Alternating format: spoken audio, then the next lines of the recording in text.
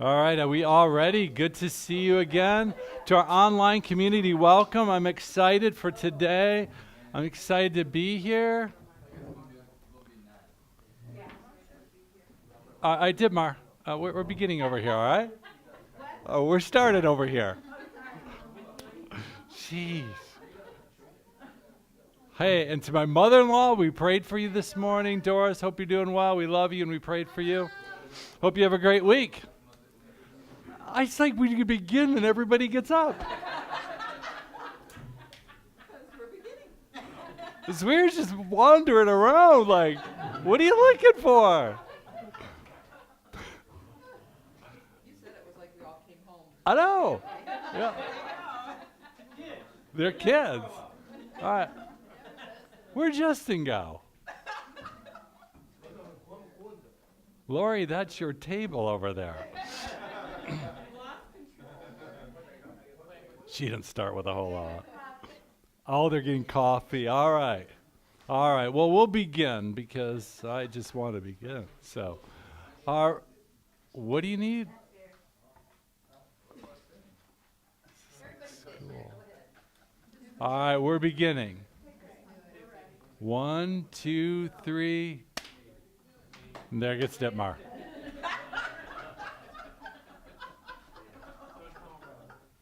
Actually, I expect her to do that.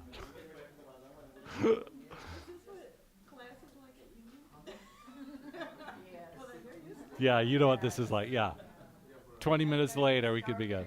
Yeah. I got to go to the bathroom. Yeah. All right, we are going to begin again.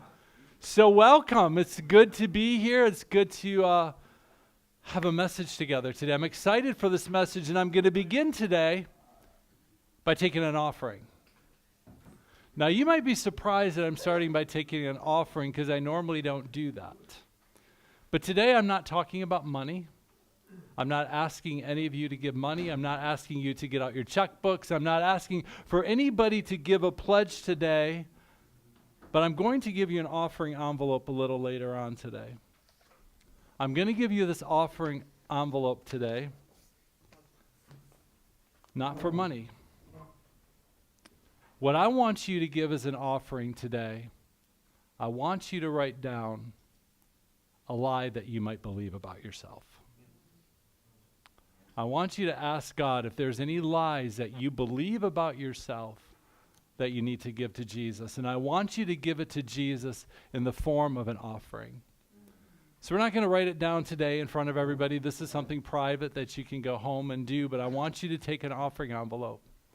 And inside of this, write down something. Maybe you write down a lie that you believe, like, I feel like I'm not good enough. Or maybe you feel like you're not smart enough. Or maybe you feel like you're never going to be successful. Maybe you feel like you're never going to get over a situation. Maybe you feel like your past is always going to hold you back, that you're never going to move forward. I want you to write that down on this card. And then I want you to ask God to do something for you. I want you to ask God to deliver you from that lie.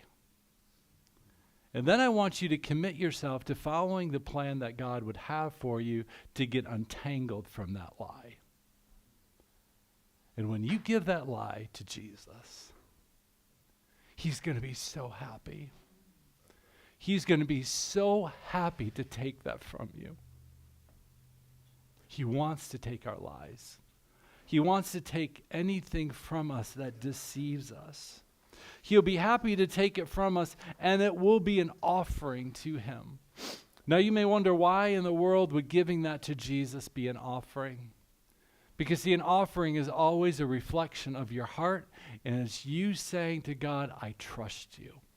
See, we all know when you give a financial gift, we give it to God because it's a condition of our heart, and we give it to God even though we're like, I'd probably prefer to keep that money just in case, or it'd be nice to have more in my savings account, but we give it to God because we know He's going to take care of every need that we have. In the same way, when we give God a lie that we believe, it's a signal of our heart saying, God, I trust that you are going to take care of me. That's why giving God a lie that you believe is a sign of your heart saying, God, I know you're going to take care of me. But see, there's a reason that we often hold on to our lies. There's a reason that we hold on to the lies that we believe about ourselves. Now, there's times that you might believe a lie about yourself, and you're like, I have absolutely no idea why I believe that. I don't know when that started. I've always believed that about me. Now, maybe that's a situation that, truly, you're honest, I don't know. I would just always believe that lie. But then there's times that you know when that lie started. And Rance, we thank you last week for sharing with us your story and testimony when you came to that point where you believe that you're a bad little boy.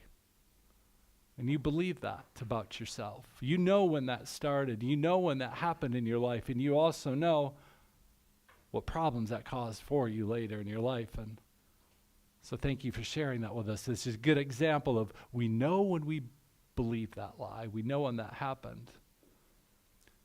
See, there's one thing that I've learned about lies over the years, that sometimes, and oftentimes, a lie can actually bring us some comfort. You're like, well, why would a lie bring us comfort? Because often a lie can give us an explanation of what's going on. So often when we experience a tragedy or we experience a trauma or something shameful happens in our life, we look for answers. We want to know, why did that happen to me, or what caused that situation? And sometimes the enemy will come in with a lie. Even though we don't like the lie, it kind of helps make sense of what just happened to us, and we receive the lie. I want to say something simple but yet really profound at this point in the message. Simply giving your lie to Jesus is not enough. That's not going to take care of it for you. Just writing it down and saying, here, Jesus, here's my lie, that's not enough. We need more from God if we're going to get set free from a lie. Lies cause so much damage to the way we think, the way we act, the way we believe. They mess with every internal wiring that we have. Lies are so incredibly powerful. We need to be healed, and we need to be delivered from any lies that we have believed in about ourselves. Now, obviously, the first place is to acknowledge the lies, to bring it before God and give it to Him. But we need God to do a miracle in our life if we're going to get set free from any lies that we believed in. So why am I talking about this? See, last week, Rance gave us a wonderful message. And during his message, he talked about many different things, but one of the things he talked about lies. And afterwards, during our discussion times, I was kind of listening to different tables talking about lies they believed in, and I heard conversations leaving, people talking about lies, and later in the week talking about lies. And I knew that the Holy Spirit wasn't done talking about lies last week.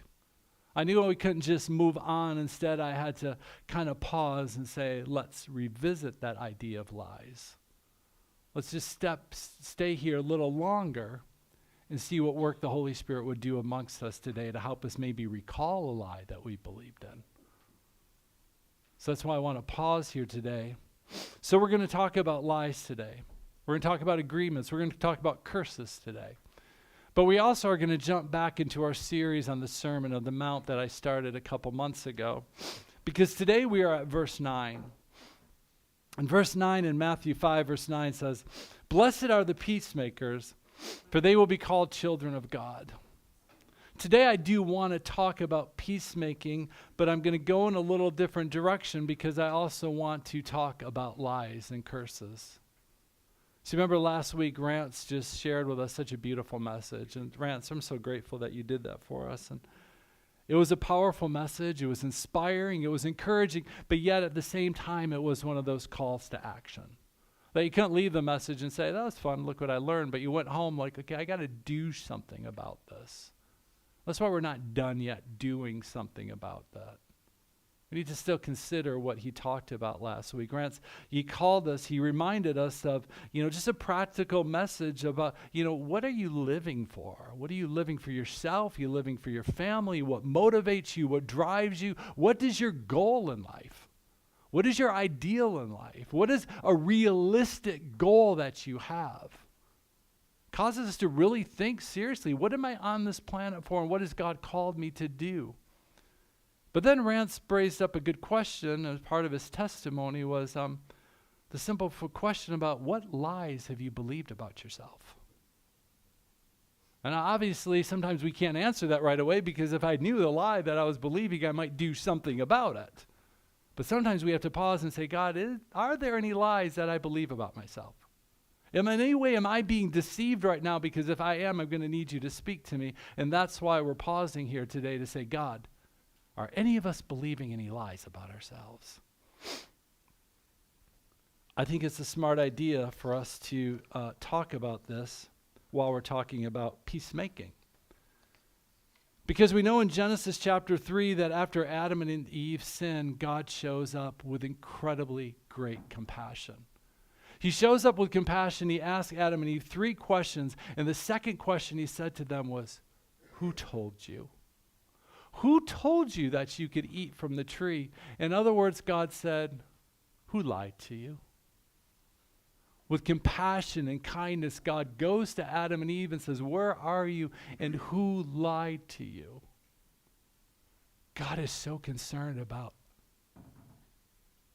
us being deceived. He says to each of us, who lied to you? Because he wants to know the lies that we have believed. God didn't go to Adam and Eve and say, you knuckleheads, you idiots. What did you eat that for? I told you not to do it. How stupid of you. He said, who lied to you? Because he knew that lie did not originate in their head. It originated from the enemy. Yes. And that's why God went to them and said, who lied to you? So we're continuing Rance's message today. Because the lies that we believe about ourselves are not random. They are incredibly strategic. They've been planted by the enemy for one reason. He wants to deceive us. He wants to get us off track of the plans that God has for our life. So let's talk about peacemaking for a couple minutes. Because peacemaking is very connected to the lies that we believed in. So we've been talking about the Beatitudes. We've been talking about these 9 verses in the book of Matthew in the Beatitudes. The first 3 Beatitudes are in one category. The second 3 Beatitudes are another category. And we are finally at the last 3 Beatitudes starting today. So these 3 verses kind of go together, making a little theme. So I want to read all 3 verses of this last part of Matthew, of the Beatitudes, where it says, blessed are the peacemakers. They'll be called children of God. Blessed are those who are persecuted because of righteousness, for theirs is the kingdom of heaven. Blessed are you when people insult you, persecute you, and falsely say all kinds of evil against you because of me. Now to remind you, when Jesus says, blessed are the peacemakers, he's saying, congratulations. You get to be a peacemaker. In other words, he's saying the good life belongs to the peacemakers.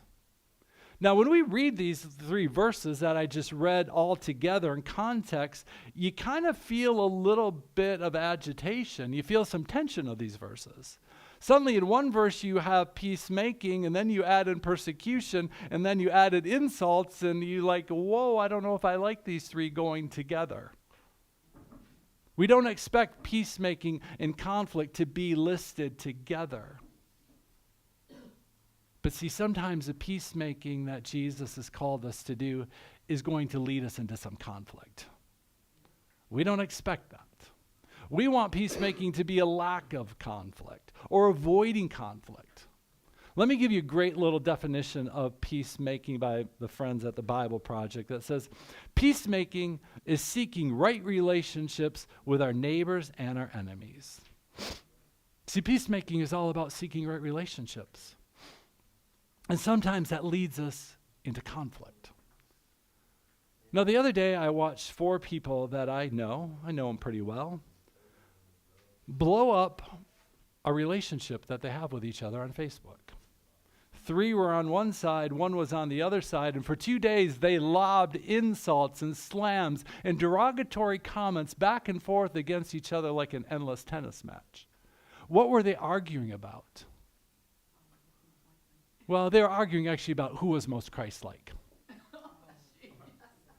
And I watched him use those grandiose statements like, all Republicans, all Democrats, all this, all that. And you're like, right away, you're in a posture of destruction. They weren't being peacemakers. They were doing a new term I've invented called online rioting, where you're just destroying friendships. You're destroying 10-year friendships because you want to be right and you want to look like the person that has the last answer. They weren't seeking right relationships with each other. They were not peacemakers, they were troublemakers. We have to avoid that kind of behavior. I think sometimes we think our peacemaking, that was not peacemaking. It was actually demonic, what they were doing. I'm just call it what it is. It was demonic. And it's very sad to watch people get more and more comfortable doing that. Instead, we need to become biblical peacemakers. Now, we see in this verse, you see peacemaker, and you also see pain and difficulty and persecution. And we know peacemaking is not the void of all conflict. But why is it so hard? I think one reason that peacemaking is hard is because, well, we all have a different opinion of what the best thing to do is. I think sometimes we forgot how to dialogue, how to listen to other people, how to hear other people's different opinions, and maybe grow because we hear other people's thoughts. But see, conflict and tension in relationships are not necessarily bad. I think every good marriage thrives because you do have some conflict or some tension at times, and you know how to resolve different things together. Actually, conflict is a sign of healthy marriage and healthy relationships because you're actually growing. Great. Do you hear what Greg said? He said they have a very healthy marriage. Congratulations. So proud of Greg. Blessed are you. You're a peacemaker. So really, what does it mean to make peace? I love this definition by Rich Villodas because I think it cuts to the heart. It said, peacemakers are those who work for right relationships at the expense of their own comfort. You work for right relationships at the expense of your own comfort. How often do we like to do peacemaking for my own comfort? But that's a little bit different when I'm doing peacemaking because I want your life to be better. I want your life to be better. And I think that, Rich, really hits the essence of peacemaking. This is about you. It's not about me. Another thing that Rich points out is that God's not talking about peacekeeping. Peacemaking and peacekeeping are two different things. So here's a good definition. Peacekeeping tries not to rock the boat, avoids conflict, and is superficial. It ensures that no one gets upset. That's not real peace. When out of fear we avoid conflict and appease people, we are false peacemakers. See, we don't want to do that either. So why is true peacemaking so important? Why should we pursue it if it's going to be hard, it's going to be difficult, and it has conflicts? Because as verse 9 says, true peacemakers will be called children of God. See, when you make peace, you look like God. When you make peace, you help other people to come into a peaceful relationship. You actually carry the same presence for peace that God does. That's our drive to make peace, because when Greg and Colleen are going to try to make some peace in Texas, you're going to carry the presence of God with you. People are going to look at you and say, what you are doing is godly. We reflect God when we are peacemakers. We reflect God when we are peacemakers for somebody else's own comfort and benefit. That's why we do it. We're called to look like Jesus, act like Jesus, and be like Jesus. And I'll tell you, a good way to do it is be a peacemaker for somebody else. So this is what I'm proposing. I'm proposing this. If you want to be a peacemaker, we need to start with our own internal conflicts first. See, earlier I quoted to you the Bible Project's definition of peacemaking, which says, peacemaking is seeking right relationships with our neighbors and our enemies. I want us to focus on the word enemies. See, often the first enemy that we need to reconcile with is our own enemy inside of us. How often have we said, you're worse? Sometimes I am my own worst enemy.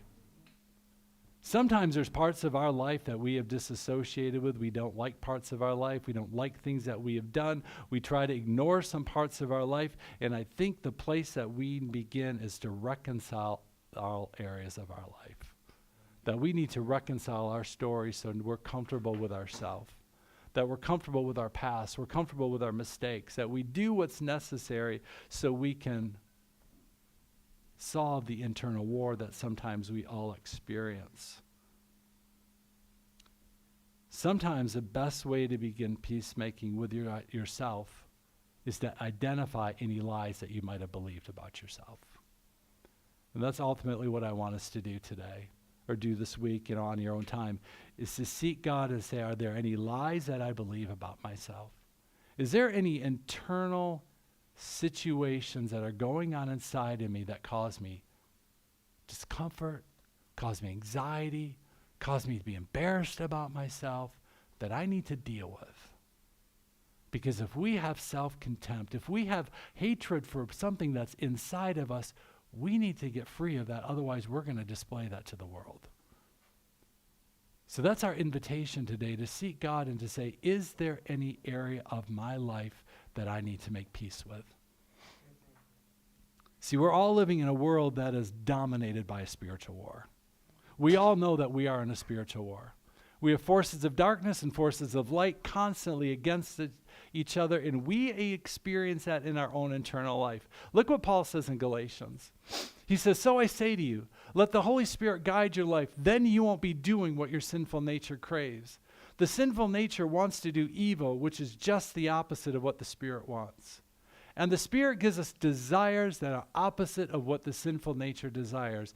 These two forces are constantly fighting each other, so you are not free to carry out your good intentions.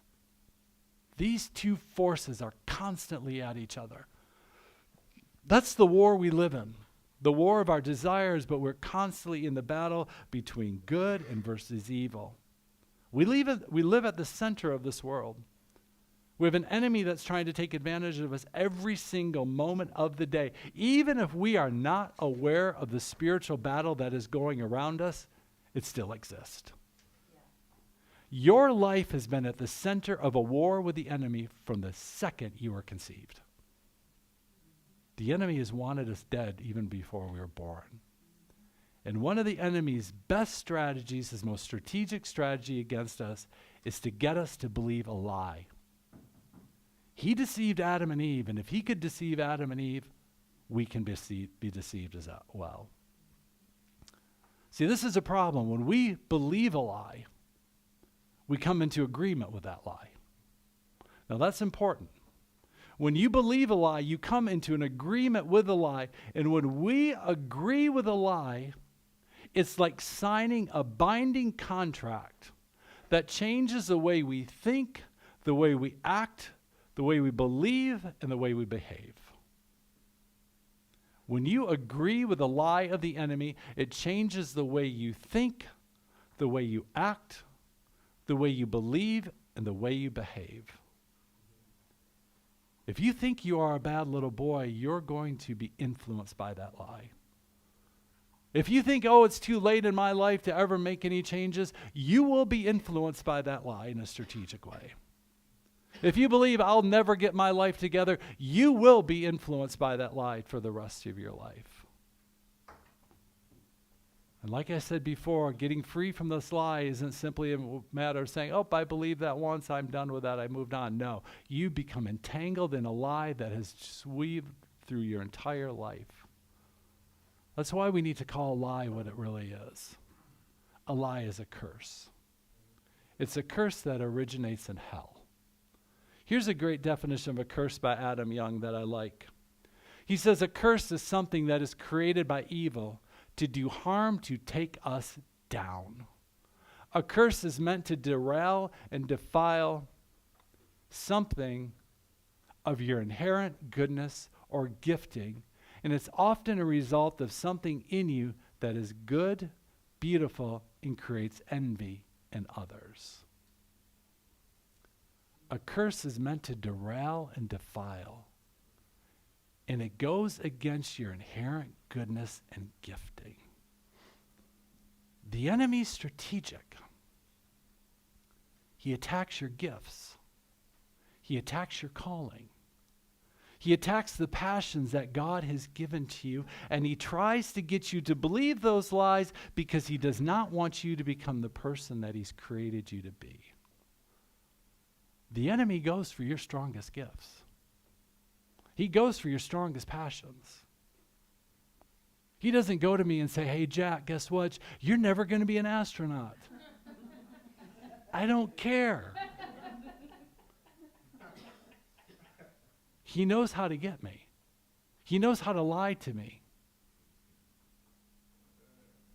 He lies to you about things you care about. So I'm going to tell you a story about Becky. She's given me permission. I'm not springing this one on her. I'm grateful I get somebody else to be the illustration besides me.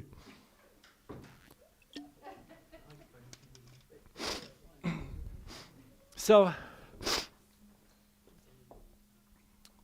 when Becky was young, maybe 12 or 13, let me tell you how this happened. So last Saturday, Becky and I were driving to Grand Haven. We're going to have lunch. Rance was going to preach for me the next day, so I'm like, I had a little Saturday to go to my favorite place for lunch. So Becky and I are driving to lunch, and Becky said, so what's the message about tomorrow? Since I heard it before, I kind of told her a lot of what Rance was going to say, and I shared the part that he's going to talk about lies that we believed. And I said that, and I explained why that was powerful, and about 5 minutes later, Becky's like, I remember a lie I believed. This lie happened to her when she was probably 12 or 13.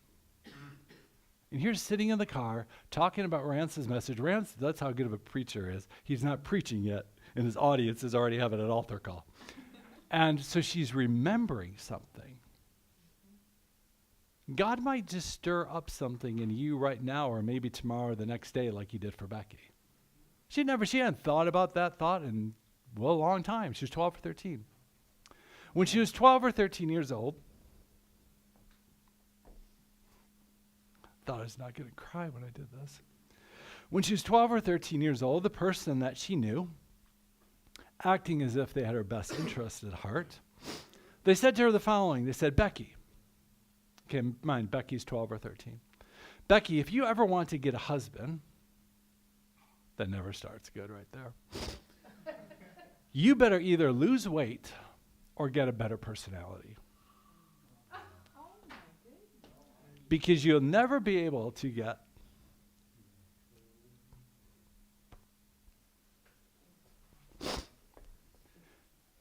Thank you.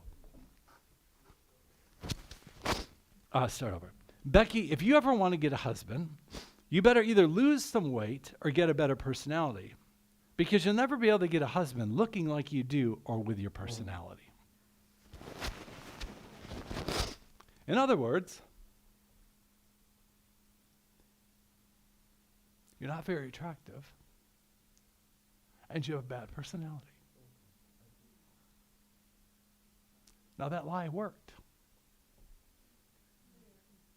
She believed that lie. Some parts of her did. Now why? Because if you remember 12, 13 years old, that's that awkward time of your life. You're kind of in this transition from being a little girl to a young lady. Your body's changing. Your hormones are changing. Everything is different. It can be kind of a traumatic period for a young girl and for a young boy. And during that time, things are just awkward. You're looking for an answer to why do I feel awkward? Why do I feel goofy? Why do I feel like I don't fit in? Why do I feel like this life isn't working for me? And the enemy will come by and say, here's a reason why.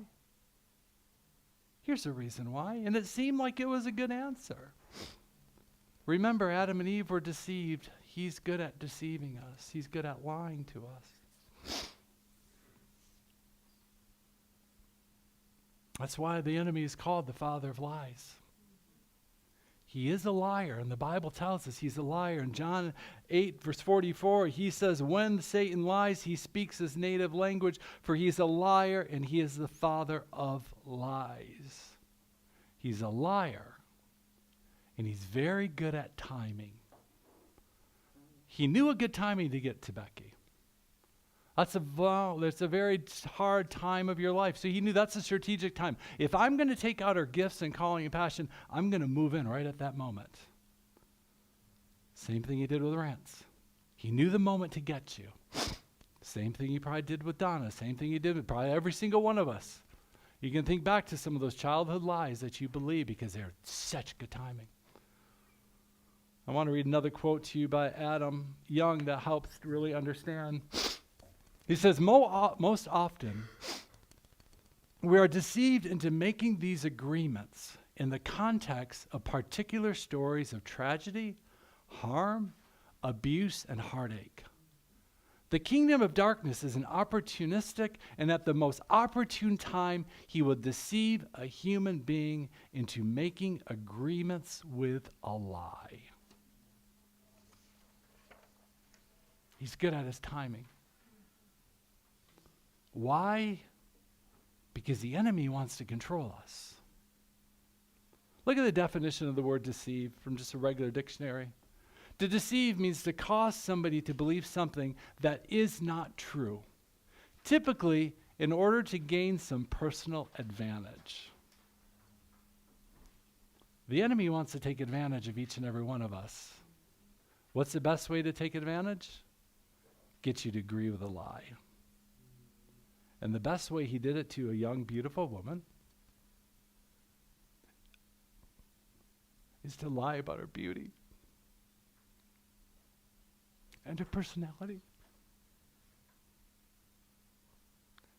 Two things that separate Becky from a lot of other people: her beauty and her personality. She's beautiful. She has a wonderful personality. Now, this is the thing about her personality. You look at the personality charts, where Becky's personality is. Her personality profile, you look at the type of her personality, it's actually the closest personality profile to being a peacemaker. It's naturally wired in her. She didn't have to try to be a peacemaker. She didn't have to think, oh, I got to be a peacemaker. That's right. That's what Christians do. No, she naturally does it. It's just like that just flows out of her. Peacemakers are known for peacemaking. They're known for wisdom. They're known for counsel. Right there. And she's born with it. And what happens to a person that does peacemaking? They're extra beautiful because they reflect God. So the enemy's like, I got to take her out. She has the gifts and she has the beauty. And as Adam Young told us, he's envious. He's envious of Becky's gifts. He's envious of what she can do. He's envious of Rance. He's envious of Donna. He's envious of Dave. He's envious of us, what God has gifted us to do. So he's like, I'm going to take her out. I'll take her out. I'll take him out. And so he comes at the opportune time with a lie to take us out. And look at that. Her strongest gifts are wisdom and counsel and beauty. That's what she's born for. Now, even though she kind of believed that lie and she had agreement with it, it didn't wipe her out. She never used a gift. It always made her a little doubtful of her gift. Like, am I really that good at that? Do I really need to do that? Some of you know what that's like. You're like, I know I'm called to do that, but I just don't feel like I'm that good at it. I'd say that's how the enemy kind of controlled her. Kind of whispered in her, you're not that good at that. He does not want us to use our spiritual gifts. See, I'm going to read you Matthew 5, verse 9, the Jack translation of the Greek. It says, congratulations, Becky. I went to seminary. I know Greek better than you. This is what it really says. Okay. You're suspicious, aren't you? Congratulations, Becky. You are naturally gifted to be a peacemaker. When you create peace, you will reflect the nature of God. And the enemy says, challenge. I'm going to stop that. He wanted to stop her from using her greatest gifts. And what a good time to come to a 12 or 13-year-old girl who's already in that weird, awkward phase of your life anyway, and whisper that into her ear.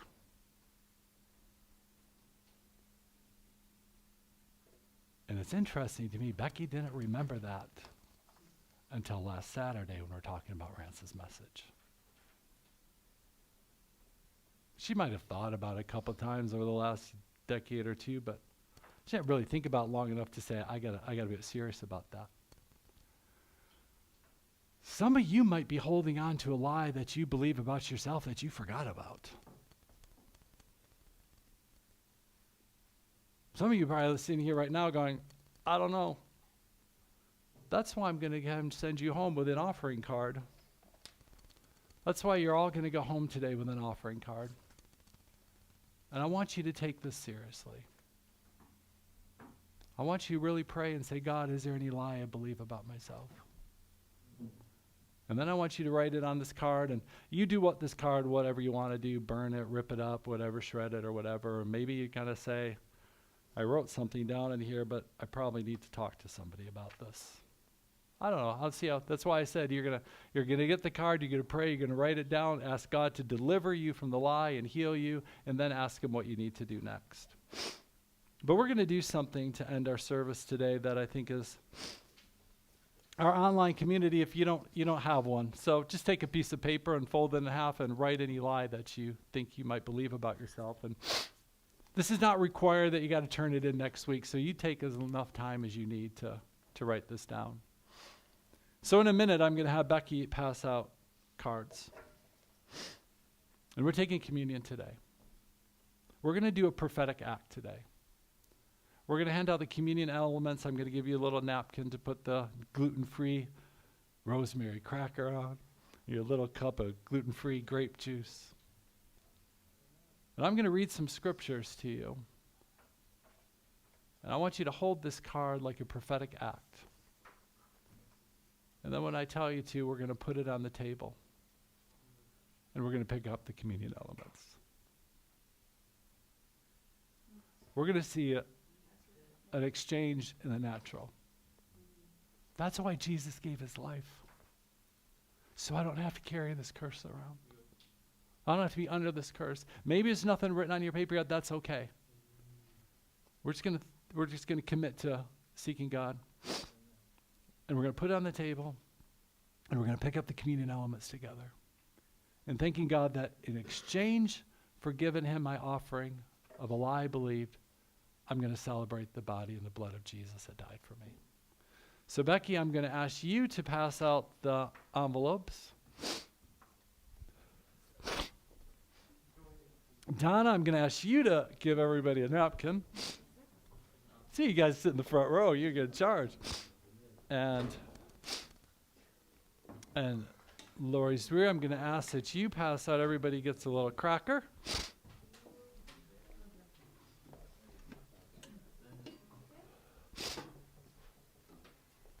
And Rance, since you started last week, would you give everybody a grape juice? And if you're at home playing, you just grab a little something to drink or maybe a little nibble of a bread.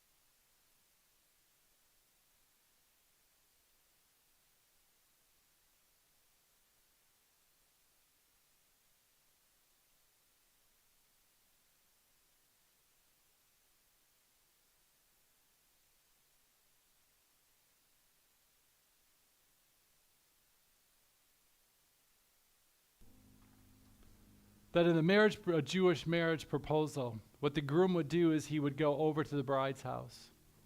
And he would knock on the door, and if she opened the door, she would invite him in, and they would come in and have a meal together. Then during the meal, they would take towards the end of the meal, the groom would propose to the bride. And part of his wedding vows, he would read Exodus 6. And I want to read Exodus 6 to you, because this is God's promise to you. When you hold up this card that's a reflection of any curse that you believed or any curse that's said against you, this is what God says I'm going to do about it. So the groom would go before his bride and he would read Exodus 6, verse 6 and 7 that says, I am the Lord. I will free you from your oppression. I will rescue you from your slavery. I will redeem you with a powerful arm and great acts of judgment. I will claim you as my own, and I will be your God. Then you will know that I am the God who's freed you. See, when we take communion today, we remind ourselves that God says to each and every one of us, part of his promise when you became a follower of Jesus, his promise to you is I'll free you, and I will redeem you, and I will claim you, and I will be your God. So today, as a prophetic act, I want us to take this and put it down on the table. And instead, we're going to pick up this communion, the bread and the wine. We're exchanging, we're exchanging the curse that we believed about ourselves for the life that Jesus gives to us. We have everything we need right here. Everything we need is right here. So let's eat this remembering that Jesus nourishes us.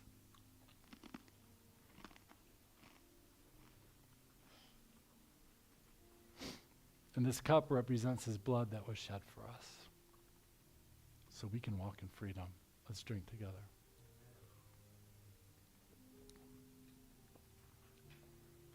Back. Can you do that same song again? Yeah.